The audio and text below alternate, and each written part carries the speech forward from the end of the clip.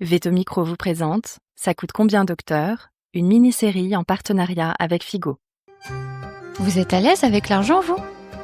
Moi, je me souviens de mes yeux rivés sur le devis, incapable de croiser le regard du client au moment d'annoncer le prix.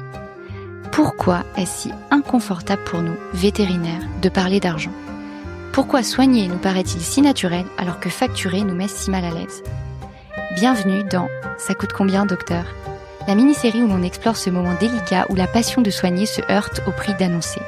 5 épisodes pour comprendre notre rapport aux tarifs, aux factures, aux clients et au fond questionner notre relation à l'argent. Ce podcast est réalisé en partenariat avec Figo, l'assurance chien et chat qui assure vraiment et qui permet à tous les propriétaires de protéger leurs compagnons et couvre les frais vétérinaires. Une manière aussi d'aider les vétérinaires à proposer les meilleurs soins sans avoir à s'excuser de les facturer. Belle écoute! Épisode 4. Quand la passion ne paie pas.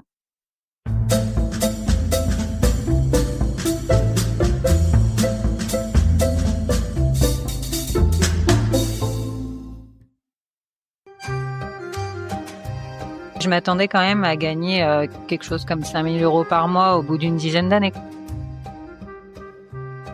Aujourd'hui, je suis à 15 ans d'entreprise et je gagne 3 500 € par mois, donc je suis bien loin du compte.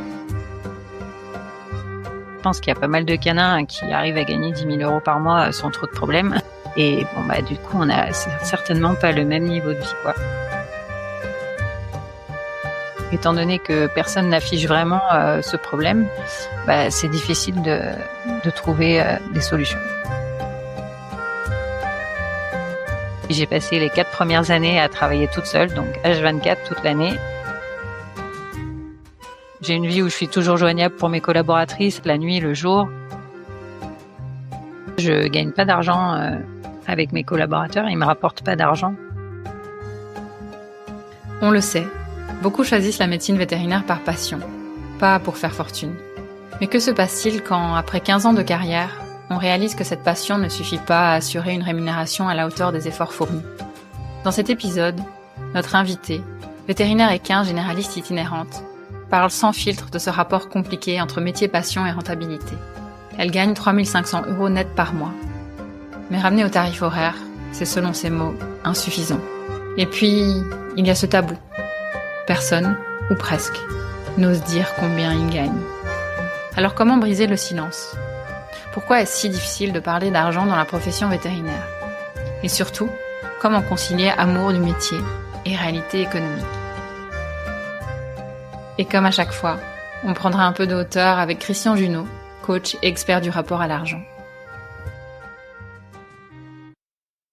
J'ai débuté un peu comme tout le monde à l'époque, comme salarié. Je travaillais en mixte, j'essayais de développer un peu l'équine dans des cliniques, etc.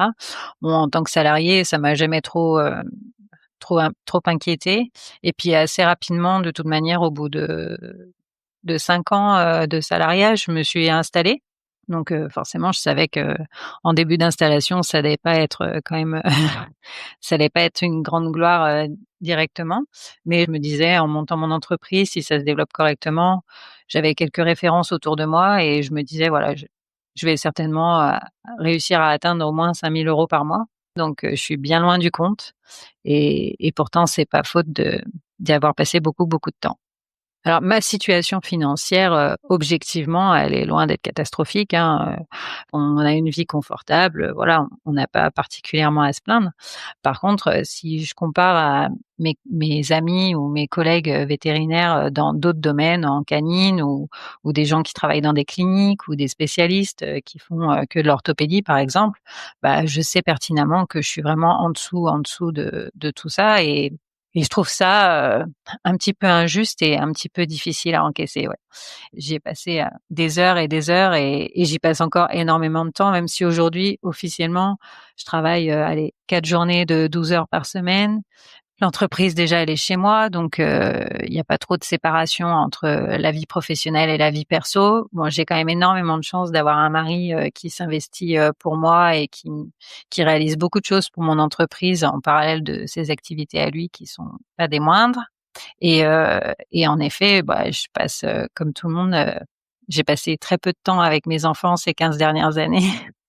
Et évidemment, il y a un temps où on se pose la question d'en avoir passé suffisamment, quoi. J'ai déjà essayé, même au sein de mon réseau, de discuter avec des confrères ou des consoeurs et d'essayer de savoir vraiment combien ils gagnaient pour savoir, pour pouvoir jauger un peu justement, savoir si j'étais en dessous, au-dessus, normal, et j'ai jamais réussi à avoir de vraies réponses à mes questions. Soit ils assument pas, la même chose que moi, c'est-à-dire de pas suffisamment bien gagner leur vie et du coup ils osent pas en parler. Soit au contraire, ils ont peur d'afficher, des rémunérations trop importantes, et qui pourraient, enfin, dont aujourd'hui on sait que la société aujourd'hui n'aime pas les gens qui gagnent de l'argent, donc les gens ne s'en vantent jamais. J'ai envisagé, d'ouvrir, une canine parce que je m'aperçois que souvent les mixtes, canin équin, gagnent quand même beaucoup mieux leur vie que les équins purs, généralistes. Cependant, ouvrir une canine, ça se fait pas en un claquement de doigts et puis encore une fois, il faut aimer ça et malheureusement, je suis pas de ceux qui sont suffisamment passionnés par ça pour pouvoir, le gérer à 100 et donc pour l'instant, c'est quelque chose que je garde de côté. Nous, on a tout type de clientèle. On a des clientèles très aisées et pas aisées du tout, du tout. Mais ça se répartit un peu toujours de la même façon, malgré tout. Il y a beaucoup de choses qu'ils comprennent pas. Ils comprennent pas ce que c'est que la continuité de soins. Ils comprennent pas que sur une facture, il y a 80% de médicaments et 20% d'actes. Ils comprennent pas que les médicaments, ça coûte cher, que nous, ce qui nous fait vivre, c'est les actes.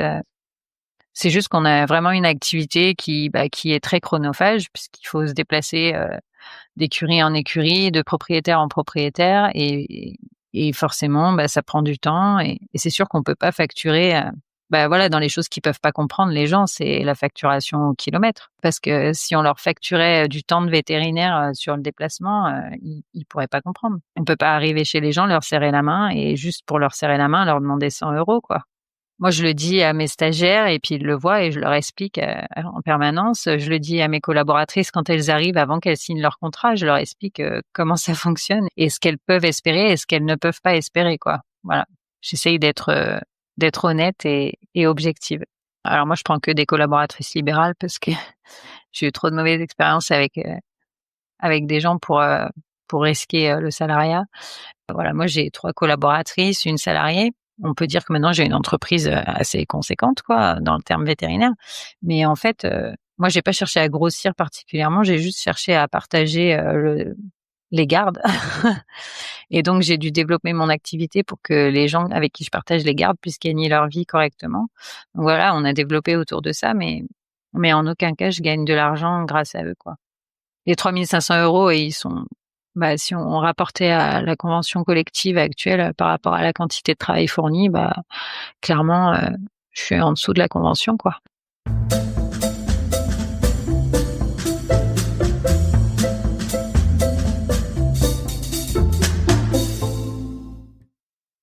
Ce que nous venons d'entendre de la part de notre invité, c'est toute la complexité d'un métier passion. La joie de travailler avec les chevaux, mais aussi la réalité d'un revenu qui ne reflète pas toujours l'énergie et le temps investis. Son témoignage met aussi en lumière ce double tabou. La peur d'avouer qu'on ne gagne pas assez et la peur d'avouer qu'on gagne trop. Pour mieux comprendre ce que cela dit de notre rapport à l'argent, Christian Junod se joint à nous. En fait, effectivement, il y a cette notion de passion versus rentabilité, autrement dit, d'une certaine manière. Donc, visiblement, sa passion chez elle, c'est d'être vétérinaire équin et que c'est vraiment là qu'elle se sent appelée. Et simplement, c'est comme si de ce choix qu'elle faisait, il y avait un prix à payer. Alors, le premier point, c'est cette notion de travailler beaucoup. Hein, vraiment, elle parle de ces 4 jours à 12 heures par semaine, plus en plus des gardes parfois et tout ça. Donc, on voit effectivement que c'est vraiment beaucoup de temps investi. Il y a vraiment, je mets des guillemets, hein, évidemment, sur le mot prix à payer, mais je veux dire, c'est pas parce qu'on aime son métier qu'à un moment donné, on pousse le bouchon tellement loin ou on tire tellement sur la corde qu'il n'y a pas vraiment un prix à payer qui peut être y compris en termes de fatigue, qui peut être y compris en termes de santé. Donc ça demande déjà aussi je pense, de la vigilance malgré tout, de se dire est-ce que je vais être capable de durer à ce rythme-là? Je pense que c'est vraiment une bonne question qu'on a tous se poser. Est-ce que je vais être capable de durer si je continue de faire ce métier à ce rythme-là? Et s'il y a un doute Si la réponse n'est pas un clair oui, je pense vraiment que ça demande de s'arrêter, de se poser des questions et peut-être pas remettre en question le métier, mais remettre en question la manière dont je vis ce métier et s'il y a peut-être d'autres manières de le faire ou des ajustements qu'on pourrait faire qui pourraient potentiellement amener un peu plus de légèreté, de bien-être et de prendre soin de soi. Euh, Après, c'est intéressant parce qu'elle dit oui, je pourrais gagner plus d'argent, mais je devrais faire ci. Je pourrais gagner plus d'argent, je devrais faire ça. Alors, effectivement, elle regrettait peut-être la difficulté à parler ouvertement d'argent entre vétérinaires, que certains pourraient être mal à l'aise de gagner entre guillemets autant d'argent par rapport à ceux qui ont fait les mêmes études, qui en gagnent beaucoup moins parce qu'ils ont fait d'autres choix, par exemple. Ça pourrait être mal à l'aise de ce qu'on pourrait dire de moi. Peut-être je suis vénal ou j'ai fait des choix par rapport à l'argent plutôt que par rapport à la passion. Donc, qu'on pourrait être critiqué ou me le reprocher. Parce qu'au fond, on peut tout à fait remettre en question, mais dire est-ce que c'est juste qu'il y ait des écarts pareils? Mais quand je dis est-ce que c'est juste, je mets plein de guillemets. Parce que ça veut dire quoi? C'est juste. Encore une fois, cette notion de justesse, de justice, et ce n'est qu'une question de perception. Certains gagneront beaucoup plus d'argent en faisant un choix de cabinet. Un choix de cabinet, c'est certainement beaucoup plus d'investissement financier au départ. C'est des collaborateurs, c'est peut-être une pression supplémentaire. Voilà, et voilà, c'est aussi quelque chose que il y a plein de personnes, et c'était le cas de quelqu'un d'autre qui témoignait, qui disait mais moi j'ai pas envie, je préfère être salarié dans une clinique que effectivement être à mon compte avec tout ce que ça compte comme peut-être comme administratif, comme autre chose autour. Donc ce sont aussi des choix qui fait que si elle devient chef de cabinet puis qu'elle est plus avec les chevaux, elle va devenir profondément malheureuse et certainement déprimée rapidement. Et ça serait le prix à payer. Donc les choix qu'on fait, ils ont des avantages et ils ont des inconvénients. C'est le principe du choix. Donc, je pense que c'est important de savoir s'écouter. Finalement, ce que tu prônes, c'est de l'alignement. Oui, de l'alignement et vraiment de, comment dire ça, de prendre la responsabilité de ses choix. Si je pense que le seul choix qui est fait, c'est un choix d'argent, c'est un choix que je trouve relativement pauvre. Alors, je dis pas que l'argent ne doit pas entrer dans l'équation, hein, surtout pas. Mais je veux dire par là, c'est que je crois vraiment que ce qui nous fait durer, garder du plaisir, c'est de faire quelque chose qu'on aime. C'est parce qu'on peut être indépendant, on peut être à un moment donné des entrepreneurs, comme je dis, j'accompagne beaucoup d'entrepreneurs qui à un moment donné deviennent prisonniers de leur propre structure. Parce que je dois générer un certain montant et toute la pression, si j'ai de la difficulté à gérer la pression financière, et la pression financière, ça parle de notre relation à l'argent, justement, potentiellement, ça va faire que je vais peut-être obnubilé ou en tout cas les questions d'argent vont prendre trop de place au détriment de ce pourquoi on fait ça. Parce que c'est important de se souvenir, alors je sors un petit peu de l'exemple de Julie, mais je pense que c'est important de le dire, c'est important de se souvenir que c'est exactement la même chose dans la médecine, dans tous les styles de médecine, c'est qu'il y a des cliniques privées qui sont devenues des grosses machines à cash. Je veux dire, ça existe et c'est important, c'est juste de pas négliger. Alors on peut juger ou pas juger, ce sont des choix, mais je veux dire, où gagner de l'argent est prioritaire sur le pourquoi on fait ça. Et voilà, ce sont encore une fois des choix. Simplement, ce que je vois, c'est que quand ce sont ces choix-là, en général, les personnes qui travaillent perdent un peu le goût du travail parce que les questions d'argent prennent trop de place, souvent au détriment de ce pourquoi on est là. Mais dès le moment où l'argent prend trop de place, ça vaut vraiment la peine de s'interroger parce que ça crée beaucoup de frustration. J'ai l'impression que les prix qui sont demandés dans la clinique sont quand même chers et puis c'est moi qui suis là entre l'intermédiaire entre le client et la clinique et c'est moi qui dois parler de ces prix-là et si moi je suis pas pleinement à l'aise avec les prix qui sont demandés, c'est difficile à justifier ça. Et c'est important aussi de dire est-ce que dans les conditions de travail qui me sont proposées en tant que vétérinaire, je suis toujours au bon endroit. Et c'est important que de différencier le métier des conditions dans lesquelles je l'exerce. Ce sont deux choses différentes. Je peux toujours aimer le métier, mais je ne peux plus aimer les conditions dans lesquelles je l'exerce. C'est d'être là, de voir est-ce qu'il y a d'autres possibilités.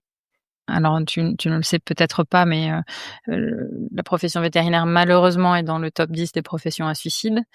Voilà. Et on se retrouve avec alors de temps en temps, j'ai fait des formations dans les écoles et on se retrouve avec des jeunes qui vont assez vite entre guillemets. Alors je dis capituler, mais je le dis pas du tout d'une manière péjorative ou je le dis plutôt on se retrouve, on est dans un premier boulot et on est face à quelque chose de pénible.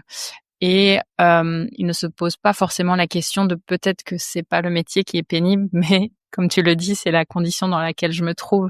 Et je trouve ça très chouette que tu le soulignes. Alors merci de partager ça, et tu vois, ça donne encore plus d'eau à mon moulin quand on parlait des horaires de travail importants, de prendre soin de soi, etc. Parce que malheureusement, dans les métiers du soin, en général, encore une fois, trop souvent, on est des cordonniers mal chaussés du fait de notre côté sauveur, du fait de notre croyance qu'il faut il faut travailler beaucoup pour mériter de l'argent, ce genre de choses-là. Donc, ça mérite vraiment d'être remis en question. Et en plus, quand on a affaire à des animaux potentiellement, enfin, en souffrance et potentiellement des maîtres en souffrance avec, je veux dire, ça peut être potentiellement une double peine aussi, hein. Je veux dire, c'est pas simple à gérer, hein. Donc, ça demande d'autant plus de prendre soin de soi. Peut-être juste par rapport au témoignage de Julie, Julie partage une chose importante aussi, c'est qu'elle avait l'impression d'avoir beaucoup sacrifié, aussi au niveau de sa vie personnelle, familiale, peut-être même amicale, à force de travailler autant.